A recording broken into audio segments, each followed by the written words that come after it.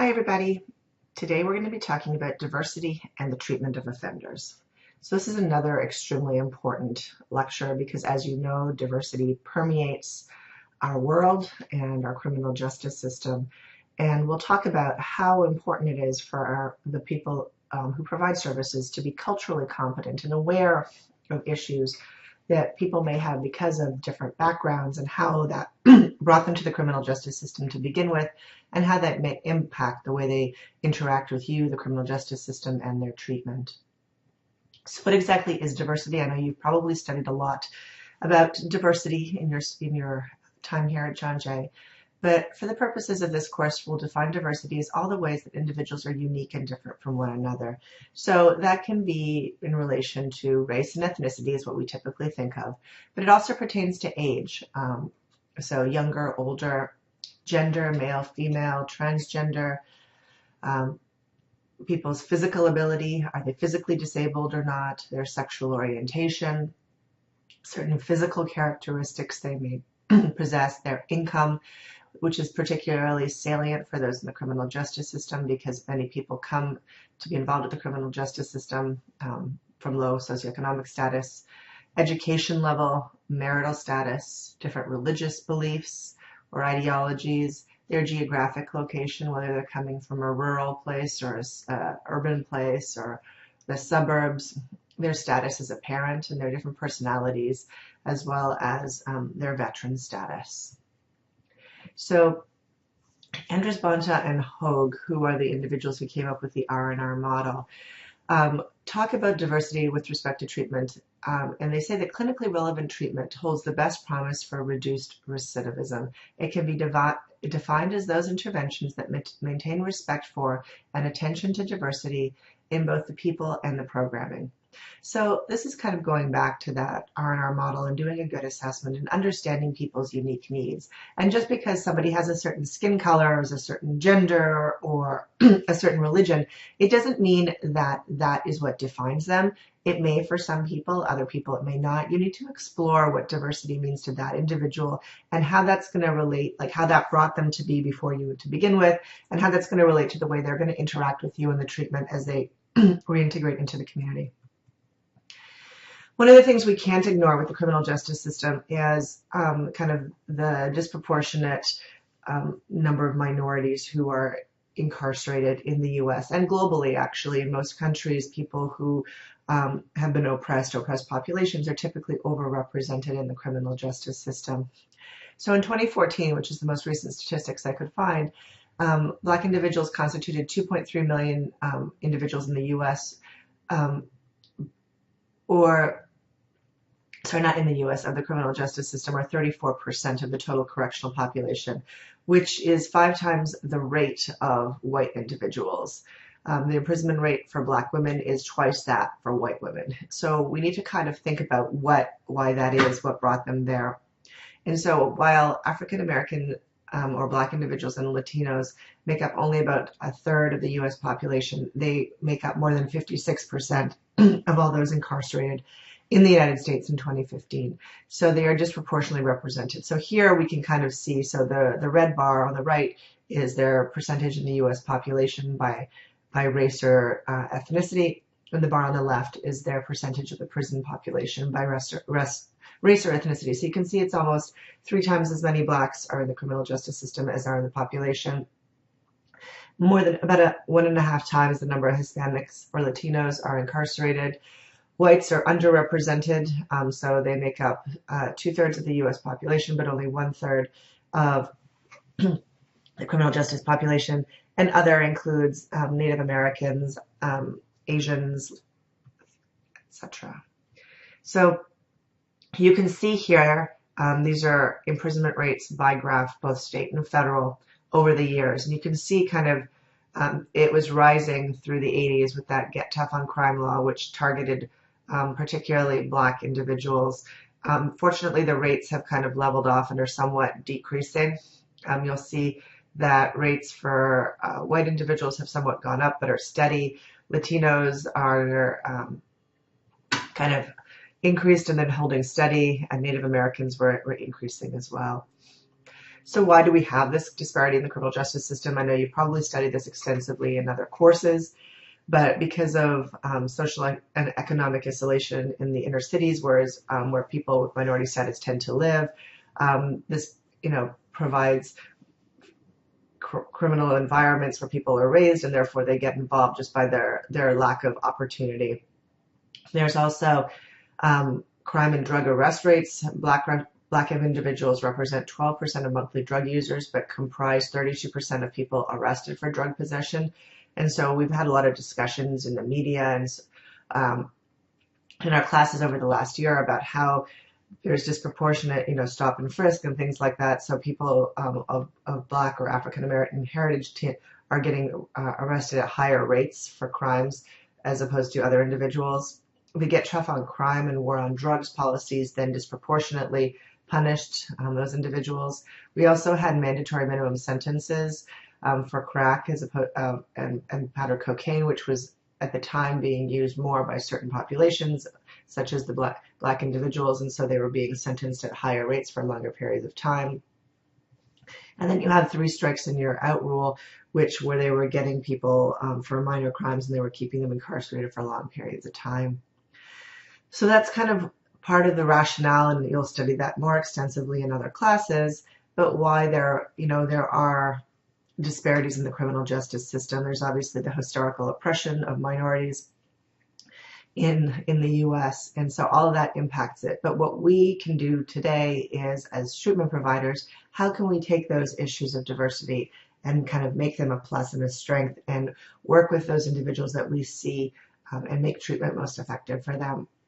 So the responsivity of the R&R model talks about diversity and how we need to tailor programs to match the individual needs of offenders, and that is going to include specifically issues of diversity.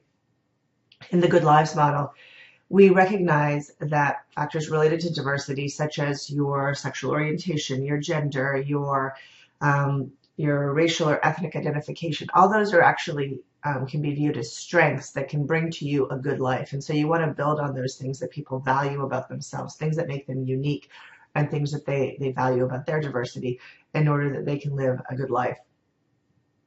And we also want to make sure that we're sensitive to cross-cultural issues and dynamics that affect treatment engagement. So while the therapy general literature shows that treatment outcome is the same regardless of therapist race or gender or ethnicity, what we do know is that when you walk in a room and somebody looks different than you do, that immediately we all make snap judgments. And sometimes people don't get a second chance. So you may walk into a room, you may make a snap judgment, and you may walk back out. It doesn't matter that with time that you can work with that individual, but you make that immediate judgment. And some people, those judgments then rule the way they make their decisions. And so we have to be aware that that does influence people's retention in programs, their ability to stay in treatment. There is something, when you feel like somebody is more similar to you, we attribute, from your social psychology literature, that they have more similarities to us. Whether that's the case or not, doesn't really necessarily matter. But if people look more the same or have more similar backgrounds to us, we tend to feel more comfortable with them. We tend to open up to them more. And so we need to be sensitive to those issues and try to, as much as possible, tailor them in the criminal justice system. We also have to be careful of overgeneralization. Just because somebody comes from a certain, group, be that racial, cultural, ethnic, gender, sexual orientation, it doesn't mean that they are like everybody else within that group, or that all those people in the group are the same, because we know there are more within group differences than between group differences. So, for example, among whites, if you think of, somebody who is ultra liberal and ultra conservative, those people probably are so different that they're probably, the average white individual probably has a lot more in common with people of Latino background and or Black individuals, as opposed to somebody who is on the far end of the spectrum. And often cultural backgrounds of the offender and the program staff are different. So we do see, given that a majority of the offenders in the criminal justice system are minorities, the majority of the staff still is not minority. And so sometimes that can lead to miscommunication or misunderstanding. We're also seeing more and more individuals who are non-English speaking, primarily Latino, but of other cultures and ethnicities as well. And so if you don't provide services in somebody's native language, there often can be many misunderstandings. And so that's another area of diversity is language. And as much as possible, you want to have a language match because it's very hard to do therapy through an interpreter. It's possible, but it triangulates. And so you're talking through somebody else instead of having that process with the individual. So some of the things that we need to consider when we're talking about diversity in treatment or language, as we mentioned, because if you cannot understand each other, be that, we have people who are deaf, but we have people who speak different languages as well, that's going to impede your ability to process any of the information. We have to think of people's racial and ethnic backgrounds, their immigration status, how that's going to affect their responsivity to treatment, their cultural and religious beliefs, their socioeconomic status. And this was the biggest one for me. Regardless, I came to the U.S. from Canada, and I grew up in a middle-class family.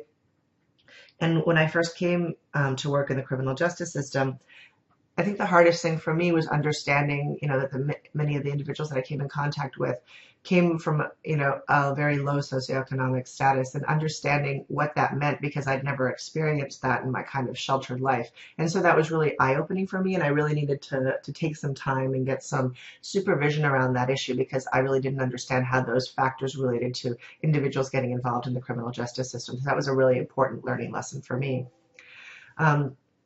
You also want to look at education level because you're going to have to tailor your interventions to people's levels, people's gender. There can be, challenges when the gender of the offender and the gender of the service provider are different. People's gender identity, how do they identify, their sexual orientation, and whether they come from rural, urban, suburban, different types of environments. So it's also important to recognize that subcultures exist within larger cultures. And so you need to be aware of that. So even if you say, I'm culturally competent, I know about, Latino individuals, for example, but you have to think about that everybody from different countries has different values and beliefs. But even within those Latino countries, people are different, whether you're coming from a bigger city, a smaller city. So, there's subcultures even within those cultures. So you have to understand that, just because you know, quote unquote, about, a certain cultural background, that doesn't mean that you know about everybody within that culture. And so a lot of the things that, you learn about certain cultures or backgrounds can vary based upon their location, their socioeconomic status, their gender identity. For example, growing up in a Muslim community where you are homosexual is very challenging because it's not something that is necessarily valued in that culture. And so that person, because you may know about the Muslim culture, but growing up gay in the Muslim culture may be a whole different experience. And so understanding what that person's experience is, people's religion and other factors related to diversity. So what our goal is to be culturally competent. And basically, cultural competence means that you're moving from being culturally unaware to being aware and sensitive of the culture and heritage of the person that you're working with and respecting those differences in their culture and heritage. And when I say culture, I don't just mean ethnicity or race. I mean kind of broadly defined. Like your culture can be your religion, your gender, your like kind of the things that encompass who you are. And it's important that your service provider understands who that is. We also have to be aware of our own innate values and biases. As much as many of us don't want to be biased, you grow up and certain times you're just not aware of other things. Like I was talking to you about like socioeconomic status. Like obviously I was aware that people had different socioeconomic status, but I'd never experienced it in the way that I had while working with those individuals. And so we have to ask people and have them share their experiences. And even if you think you know what something is like, somebody else's experience of that may be completely different. You also have to be comfortable with differences that exist between yourself and your clients in terms of race and belief. So people are going to have different beliefs than you, and that's okay.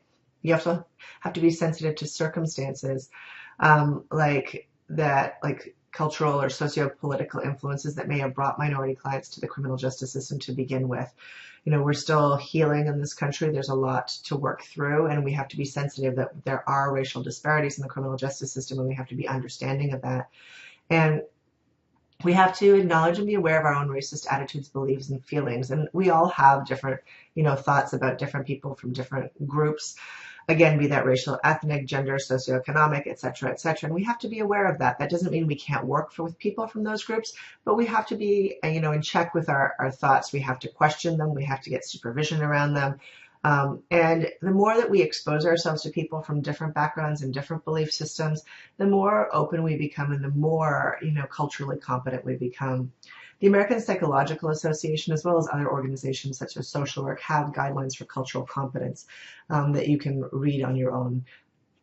One specific group that we are seeing more of in the criminal justice system are LGBTQ individuals. And so these are individuals who are among the most vulnerable in the prison population. One study found that 2/3 of LGBT prisoners in California reported being assaulted while in prison. And one thing that's been very controversial is that transgender individuals have been housed according to their birth gender. So even if somebody identifies as a female, has transitioned as living as a female, if their birth gender on their birth certificate is as of a male, they've been housed in male correctional facilities. And you can imagine how traumatic that would be for them. And so the vulnerability of LGBTQ individuals has led some prisons to separate them from other prisoners, while in some prisons they're housed in the general population, and that's why we were seeing some of those high assault rates. And so sometimes just for their own safety, they're put into administrative segregation or protective custody. But basically what that is isolation. And so we are in effect punishing somebody because other people are bullying them. I know they're trying to keep those individuals safe, but we talked about in previous lectures the negative effects of segregation. They're also sometimes being held with the most violent inmates because they're in there because of their behavior in highly restrictive and isolating settings. So you can imagine now you're being bullied or you're scared in the criminal justice system. I know they're trying to help you, but by putting you in isolation, they might just make everything worse for you. Also, it's very controversial, but transgender individuals who are receiving hormone therapy prior to their incarceration are usually not allowed to continue with their hormone replacement therapy while incarcerated, which can be very distressing for individuals who've been transitioning. So the Department of Justice has the PREA, which is the Prison Rape Elimination Act, which was enacted by George W. Bush to decrease sexual violence within prison. And so they collect data. And so data from 2015, which is the latest data that we have, found that basically 1/3 of transgender inmates held in prisons and jails reported experiencing sexual victimization by another inmate or staff within the last 12 months or since they were admitted to the facility, which is like significantly higher than those who are not transgendered. According to a study that I did with one of my students, the prison wardens were only reporting about 2 to 3% of inmates reporting sexual violence. So if that's the case, those individuals who are transgendered are reporting significantly higher rates of sexual violence. In other cases, institutions may have special housing areas for vulnerable inmates, such as LGBTQ individuals, elderly or disabled prisoners, or informers. Rikers Island actually kind of was leading the pack. At first, they used to have a segregated unit for LGBT prisoners known as the Gay Housing Unit, but it was closed in December 2015 because they needed to, 2005, sorry, because they needed to improve security, and then it was not reopened. They then opened a transgender housing unit in 2014, which then closed in 2015, quote unquote, for renovations, but was never reopened. Manhattan Psychiatric Center, I believe, is the only facility, or no, Manhattan Prison, I believe. No, Manhattan Correctional Facility, sorry, is the only facility within the New York City area right now that has a unit dedicated for those who are transgender. So those people who identify as transgender can request to be in that unit. One of the other populations that I wanted to talk to you about were Native Americans or Aboriginals. And Aboriginals are what we in Canada call, if I haven't told you already, I'm Canadian, Native Americans. And so similar to Black and Latino individuals, Native American people come into the conflict with the law disproportionately to their representation in the general population. A lot of what we know about Native Americans is actually done in Canada, and we call them Aboriginals. So They represent 2.7% of the population of Canada, but 17% of all admissions to the federal institutions. And so what they were finding is Native Americans were responding very poorly to traditional prison programs. And to give you a little bit of background, what happened with Native Americans in Canada was in the early kind of 1940s and 50s. Children were taken from Native reservations from their parents by the church and put into these kind of institutions where they were given education and taught kind of the white man's system. They lost their language, and while they were in these institutions, many of them were sexually abused. At the age of 18, they were then returned to the reservations to their families, but they did not know the language. They had lost the culture. Many of them now suffered sexual abuse. And so and there are no jobs in many of the reservations, so many of them turned to substance abuse to kind of cope with a lot of this stuff. And so a lot of the crimes that the Aboriginals were committing are a result of kind of this trauma they suffered and now consequently substance use and abuse problems. What we did find is that Aboriginals were not responding well to traditional prison programs. So those were those that were designed for the traditional kind of white prisoner. And they were having higher recidivism rates than non-Aboriginal participants. So we kind of thought, like, what's going on here? And we recognized the importance of culture and losing that culture as part of all of this. And so what they started doing was making these Aboriginal healing lodges where, and I'll show you a picture of them shortly, where the individuals who wanted to of Aboriginal background could receive culturally sensitive services. And they found that using these culturally sensitive services and treatments decreased recidivism by 1/2, so 6% for those in the traditional healing lodge and 11% for other offenders. So this is what a healing lodge would look like. This would be on a correctional facility. People would, of Aboriginal background, would come in here. They would learn about their culture as well as target their criminogenic needs. There would be a therapist, ideally somebody who is Native American, but also a Native American or an Aboriginal elder who would participate in the treatment as well. They would do special ceremonies like smudges and smoke ceremonies. They would, do things like that. So you can see here on the right, this is an individual who is an elder who participates in the treatment programming. And so these programs really reflect Aboriginal culture, and these spaces that they provide the treatment incorporate Aboriginal people's beliefs, traditional beliefs and traditions. And so people who have lost these are then able to regain them. They address their criminogenic needs, but they also have Aboriginal teachings and ceremonies, contact with elders and children, and interactions with nature, which are very important to the Aboriginal culture. It's a very holistic philosophy. And it's really incorporating the culture. And that's why I wanted to share that with you, because we don't see that a lot. And you can see how important, teaching somebody their culture and working with that is. They also have spiritual leadership and life experience where they have role models who come in and they can see them. And the last special population I am going to talk to you about are older offenders. And those are those who are defined as 55 years plus. They're the largest growing segment of the prison population. We see 3 types: those who are incarcerated when they were young, they got lengthy sentences because of the crimes they committed, or the 3 strikes rules, and that's about 10% of the older offenders. You also see people who kind of had multiple or serial incarcerations. They're more career criminals, that's about 17%. And then you'll see that there are some individuals who are now becoming incarcerated later in life, and that's about 2/3 of the individuals.